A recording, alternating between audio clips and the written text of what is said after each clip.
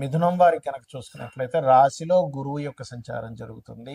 రాశిలో గురువు, అదేవిధంగా మీకు దశమ స్థానంలో శనికి 2 పాపగ్రహాలు కలిసి ఉన్నాయి. మీకు దశమ స్థానంలో ఏకాదశంలో శుక్రుడు మరియు భాగ్యంలో రాహు, మూడులో కేతు, ఈ రకంగా చంద్రుడు, రాహు, గురువు, బుధుడు కూడా అక్కడే ఉన్నాడు. అయితే ఈ యొక్క గ్రహస్థితిని అనుసరించి మీకు ఎలా ఉండబోతుంది, ఏ విషయాల పట్ల మీరు జాగ్రత్తగా ఉండాలి అనేటువంటి అంశాలు చెప్తుంది నేనైనప్పటికీ చెప్పిస్తుంది సాక్షాత్ లలిత అమ్మవారిగా భావిస్తూ, ఆ లలితాంబిక అమ్మవారి యొక్క అనుగ్రహం మీకు పరిపూర్ణంగా కలగాలని మనస్ఫూర్తిగా కోరుకుంటూ, ప్రధానంగా ఇక్కడ మీరు గమనించినట్లయితే ఈ గ్రహస్థితి ఏదైతే ఉందో, ఇప్పుడు ప్రస్తుతం ఉన్నటువంటి గ్రహస్థితి ఏదైతే ఉందో మిథునం వారికి దశమాధిపతి రాశిలో ఉండడం అనేటువంటిది ఉద్యోగ అవకాశాలు వద్దన్నా వస్తాయి.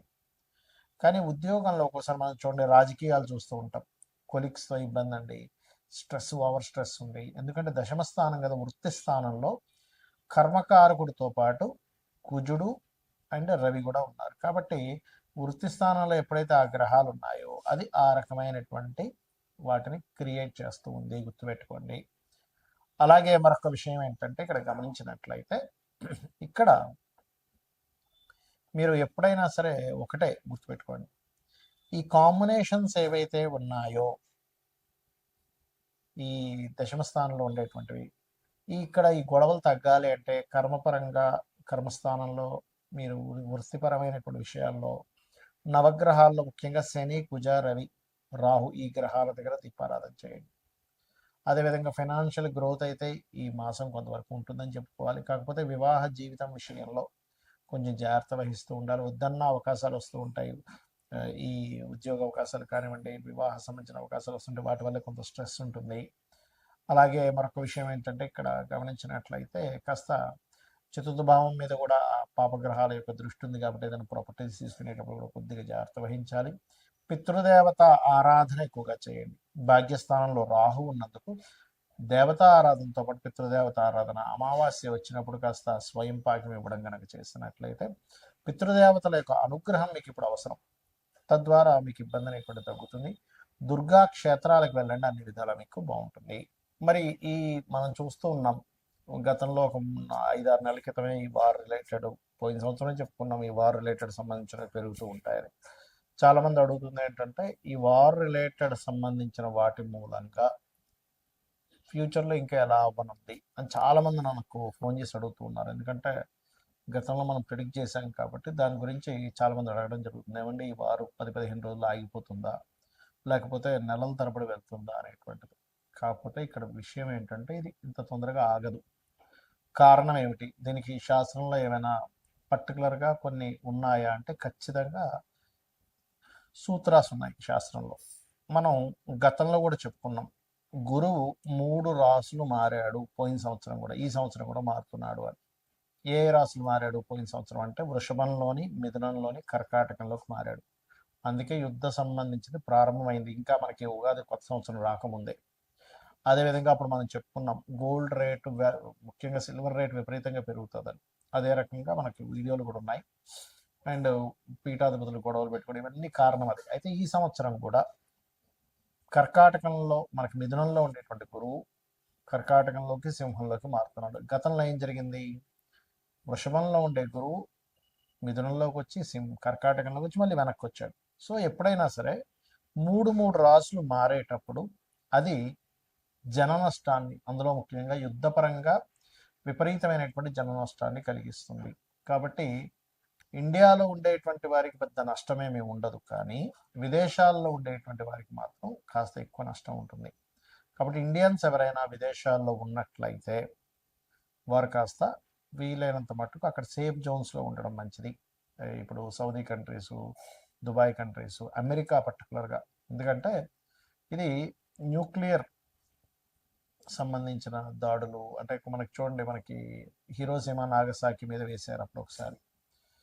దానివల్ల ఏంటి, కొన్ని కోట్ల మంది, కొన్ని లక్షల మంది చనిపోయారు. అలా ఏంటంటే ఒక పెద్ద విస్ఫోటనలాగా జరిగేటువంటి బాంబ్స్ వేయడం కూడా జరుగుతుంది. ఒక దేశం అయితే కంప్లీట్గా, 1-2 దేశాలు కంప్లీట్గా రూపాలు లేకుండా పోయేటువంటి స్థితి ఉంది ఇప్పుడు ఉండేటువంటి గ్రహస్థితి. ఇవన్నీ మనం ఎందుకు చెప్పుకుంటున్నాం అంటే ముందు సామాన్య మానవుడికి ఏమీ జరగకూడదు. ఇలా జరగకుండా ఉండాలంటే మనల్ని రక్షించేది, నడిపించేది, మనల్ని తల్లిలా చూసుకునేటువంటిది అమ్మవారు.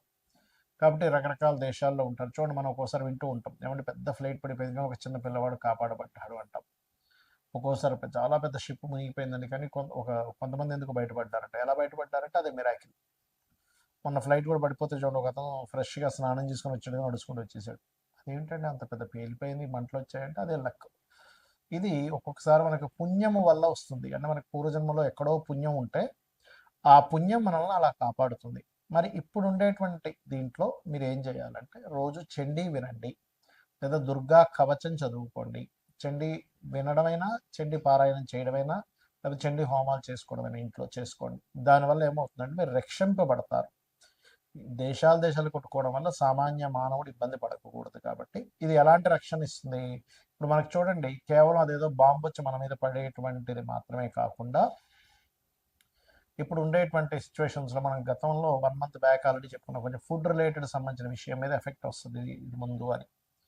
అదే రకంగా చూసుకుంటే గ్యాస్ సరిగ్గా అందకపోవడం. ఇప్పుడు నార్మల్గా ఎవరైతే వీళ్ళు కమర్షియల్ కాకుండా నాన్ కమర్షియల్ వాళ్ళకి వచ్చేస్తున్నాయి గ్యాసెస్, కానీ కమర్షియల్ వాళ్ళకి రావట్లే. తద్వారా హాస్టల్స్లో ఉండేటువంటి వారు, లేకపోతే హోటల్స్లో తినేటువంటి వారు, ప్రత్యేకంగా వాళ్ళు వండుకోరు, హోటల్నే ఆధారపడి ఉంటారు.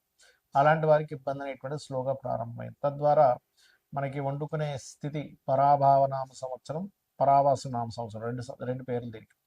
పరాభావము అంటే పరాభవం చెందడం, కొన్ని దేశాలు యుద్ధంలో ఓడిపోవడం జరుగుతుంది. పరావసు వల్ల ఏమిటి అంటే, మనం పూర్వంలో ఎటువంటివి అయితే పద్ధతులు పాటించాము అటువంటివన్నీ కూడా వస్తూ ఉంటాయి. అంటే పూర్వ పద్ధతులు రావడము, కొన్ని దేశాలు ఓడిపోవడము, కొన్ని దేశాలు ఇబ్బంది పడ్డం అనేటువంటిది ఉంది ఈ సంవత్సరము. దాంతోపాటు ఎప్పుడూ కనీ విని ఎరుగనట్టుగా 3 సార్లు మనకి పంచగ్రహ కూటమి కూడా వచ్చింది. అది కూడా మనం చెప్పుకున్నాం లాస్ట్ టైం. కాబట్టి నేను అనేది ఒకటే గుర్తుపెట్టుకోండి. ఇక్కడ మీరు ఎందుకంటే దేశాలు మిసైల్స్ వేసుకుని ఏమైనా సామాన్య మానవుడికి ఇబ్బంది కలగకుండా ఉండాలి. కాబట్టి నవగ్రహాలలో కుజుడు, రాహువు, శని, గురువు, ఈ 4 గ్రహాల దగ్గర దీపారాధన చేయండి. మీకు దగ్గరలో గోశాల ఏదైనా ఉంటే గోవులో సకల దేవతలు ఉంటారంటారు. కాబట్టి ఆ సకల దేవతల యొక్క ప్రభావం నీకు పాజిటివ్గా, వాళ్ళ యొక్క అనుగ్రహం కావాలి. కాబట్టి గోవులకి బెల్లము, అరటికాయలు, క్యారెట్స్, గ్రాసము, వీలైతే ఇవి తినిపించండి, సరిపోతుంది. గ్రాసం కూడా తినిపించవచ్చు, రైట్. గోధుమ రవ్వ కూడా తినిపించవచ్చు. ఇవి చేయండి. ఇక్కడ మరొక విషయం ఏంటంటే, మనం రాశి ఫలాలు చెప్పుకుంటున్నాం కదా, దీనికంటే ప్రధానంగా మీ పర్సనల్ చార్ట్ చూసుకోవాలి. అంటే మీ పర్సనల్ చార్ట్లో లగ్నం ఎలా ఉంది, లగ్నం వల్ల మీరు ఎంత ఎదగలేకపోతున్నారు, ఎందుకు ఇబ్బంది పడుతున్నారో తెలుస్తుంది.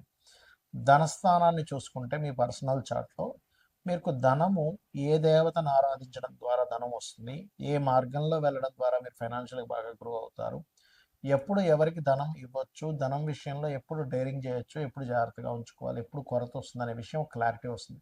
అదేవిధంగా అన్నదమ్ముల విషయం కావచ్చు, చదువు విషయం కావచ్చు, సంతానం విషయం కావచ్చు, వివాహం ఎప్పుడు చేసుకోవాలి, ఎప్పుడు చేసుకోకూడదు అనేటువంటిది, కెరియర్ పరంగా ఎటువంటి కెరియర్లో మీరు సెట్ అవుతారు, వ్యాపారాలు మీకు కలిసి వస్తాయా లేదా, విదేశాలకు వెళ్ళాలా, ఇక్కడే ఉండాలి, ఇలాంటి అనేకమైనటువంటి అంశాలు మీ పర్సనల్ చార్ట్లో ఉంటాయి. సరే, మీ పర్సనల్ చార్ట్ తెలియదు, అలాంటప్పుడు నిత్యము లలితా సహస్రనామాల యొక్క శ్రవణము, పఠనము చేయండి.